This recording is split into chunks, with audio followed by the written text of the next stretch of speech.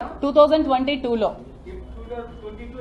22 అక్టోబర్లో మీరు జాయిన్ అయినట్టే మీకు నవంబర్ డిసెంబర్ లో కల్లా మహిళా అధ్యక్షురాలు పదవి ఇచ్చారు. అక్టోబర్లో జాయిన్ అయినప్పుడు అక్టోబర్లోనే ఇచ్చేసారు. అది ఎలా సాధ్యం? అది ఎందుకంటే నాకున్న సర్కిల్ అండి, నాకు ఉమెన్ సర్కిల్ టక్కర్లో చాలా ఎక్కువ ఉంది. అందుకే ఆవిడ పిలిచారని చెప్తున్నాను కదా. నాకు లేడీస్ ఫాలోయింగ్ చాలా ఎక్కువ ఉంది. అమ్మవారి టెంపుల్, అవును, టెంపుల్స్ కి వెళ్ళాం.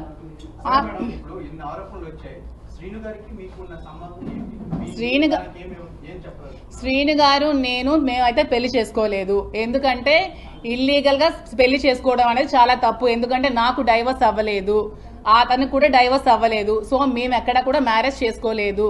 నేను అతనితో ఉంటున్నాను. అతను ఒక ఫ్రెండ్, ఒక ఫిలాసఫర్, ఒక గైడ్, అన్ని అతనే నాకు. ఎందుకంటే నేను సూసైడ్ చేసుకోవాల్సిన సిచ్యువేషన్ వచ్చినప్పుడు నువ్వు అలా ఏం చేసుకోవద్దు, నీకు నేను ఉన్నాను, నీకు ధైర్యంగా ఉంటాను, నువ్వు అధైర్య పడుకో, నాకు ధైర్యాన్ని ఇచ్చి నన్ను అతను ఒక సెక్యూర్డ్ గా ఉంచుతున్నారు. దాంట్లో తప్పేమీ లేదు కదా. నేను వాళ్ళ ఫ్యామిలీలో సహజీవనం ఎలా అవుతుందండి? అడల్టరీ అనుకోవచ్చు కదా. సహజీవనం అనేది పెళ్లి కాని వాళ్ళు చేసేది సహజీవనం అంటారు. పెళ్ళైన ఇద్దరు అమ్మాయి అబ్బాయి చేసేది అడల్టరీ అంటారు. అడల్టరీకి అక్కడ సుప్రీంకోర్టులో కూడా ఇది ఏం లేదు. దాన్ని అందరికీ నమస్కారం. ఈరోజు వచ్చిన ఫలితాలను బట్టి ప్రజా తీర్పుని శిరసావహిస్తూ టెక్కలి ఎమ్మెల్యే అభ్యర్థిగా వైఎస్ఆర్ కాంగ్రెస్ పార్టీ నుంచి పోటీ చేసినటువంటి నేను జగనన్న సహాయ సహకారాలతో ఈ నియోజకవర్గాన్ని బ్రహ్మాండంగా అభివృద్ధి చేయాలని, నందిగాం మండలంలో ఆఫ్షోర్ రిజర్వాయర్ పూర్తి చేసి ప్రజలకి అంకితం చేయాలని, అలాగే 4,361 కోట్ల రూపాయలతో మూలపేట పోర్టును కూడా తీసుకురావడం జరిగింది. అది కూడా వీలైనంత త్వరలో ప్రజలకు అంకితం చేయాలని, సంక్షేమం ద్వారా 4 మండలాల్లో కూడా 1,600 కోట్ల రూపాయలు అందిస్తూ మాకు తోచిన విధంగా నేను చేశాను. సేవ చేయగలిగాం. జగనన్న సహకారంతో ఇవన్నీ చేయగలిగాను.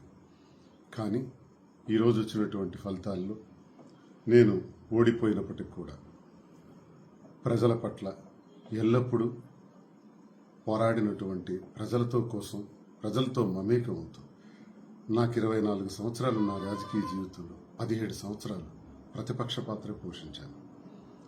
కానీ ఈ 5 ఏళ్లు అధికారం చూసిన తర్వాత ఇప్పుడు వచ్చినటువంటి ఈ పరిణామాలను బట్టి కార్యకర్తలకు అండగా ఉంటూ ప్రజల సమస్యల పట్ల, ప్రజలకు వచ్చే ప్రతి ఇబ్బంది పట్ల ఎప్పటిలాగే నేను ఉంటానని, మరి ఈ ఎన్నికలో నాకు సహకరించినటువంటి వైఎస్ఆర్ కాంగ్రెస్ పార్టీ కార్యకర్తలకు, అభిమానులకు, ప్రజలకు, ప్రతి ఒక్కరికి నా హృదయపూర్వక నమస్కారాలు తెలియజేసుకుంటూ, ప్రజలకు ఏ సమస్య ఉన్నా సరే, కార్యకర్తకి ఏ ఇబ్బంది ఉన్నా సరే ఈ దువ్వాడ శ్రీనివాస్ ఎప్పుడూ ఉంటాడని తెలియజేస్తూ నమస్కారం.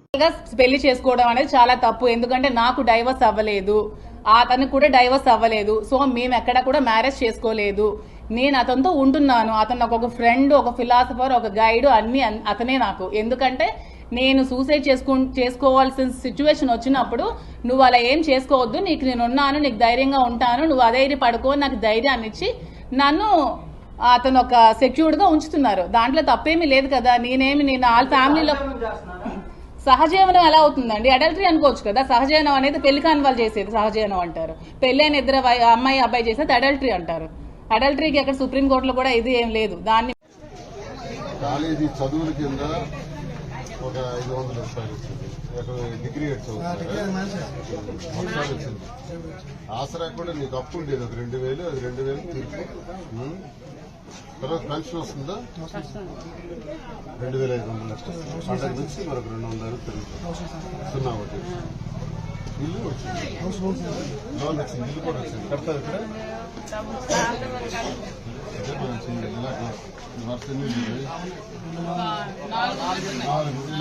మీ 4 ప్లాన్